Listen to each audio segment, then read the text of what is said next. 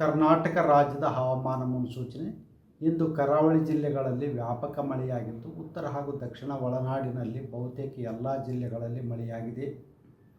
ಮುಖ್ಯವಾಗಿ ಶಿರಾಲಿ ಉತ್ತರ ಕನ್ನಡ ಜಿಲ್ಲೆಯಲ್ಲಿ 11 ಸೆಂಟಿಮೀಟರ್ ಮಳೆಯಾಗಿದೆ.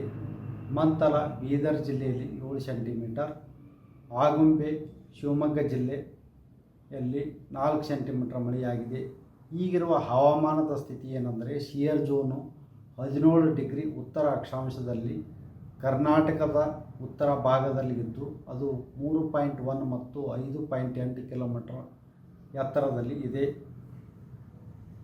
ಇದರ ಪ್ರಭಾವದಿಂದ ಕರಾವಳಿ ಜಿಲ್ಲೆಗಳಲ್ಲಿ ದಿನಾಂಕ 12ರಿಂದ 14ರವರೆಗೆ ವ್ಯಾಪಕವಾಗಿ ಮಳೆಯಾಗುವ ಹೆಚ್ಚಿನ ಸಾಧ್ಯತೆ ಇದೆ.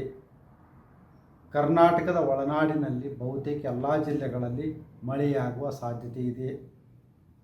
ಉತ್ತರ ಕನ್ನಡ, ಉಡುಪಿ ಹಾಗೂ ದಕ್ಷಿಣ ಕನ್ನಡ ಜಿಲ್ಲೆಗಳಲ್ಲಿ ದಿನಾಂಕ 12ರಿಂದ 14ರವರೆಗೆ ಕೆಲವು ಕಡೆ ಭಾರೀ ಮಳೆಯಾಗುವ ಸಾಧ್ಯತೆ ಇದ್ದು, ಯೆಲ್ಲೋ ಅಲರ್ಟನ್ನು ಘೋಷಿಸಲಾಗಿದೆ.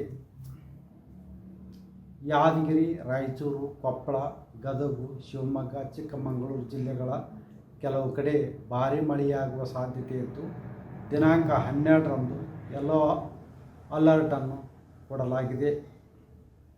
ಕರ್ನಾಟಕ ರಾಜ್ಯಾದ್ಯಂತ ದಿನಾಂಕ 14ರಿಂದ ಮಳೆಯ ವಿಂಗಡಣೆ ಹಾಗೂ ತೀವ್ರತೆ ಕಡಿಮೆಯಾಗುವ ಹೆಚ್ಚಿನ ಸಾಧ್ಯತೆ ಇದೆ. ಬೆಂಗಳೂರಿನಲ್ಲಿ ದಿನಾಂಕ 12ರಿಂದ 14ರವರೆಗೆ ಮಳೆಯಾಗುವ ಹೆಚ್ಚಿನ ಸಾಧ್ಯತೆ ಇದೆ.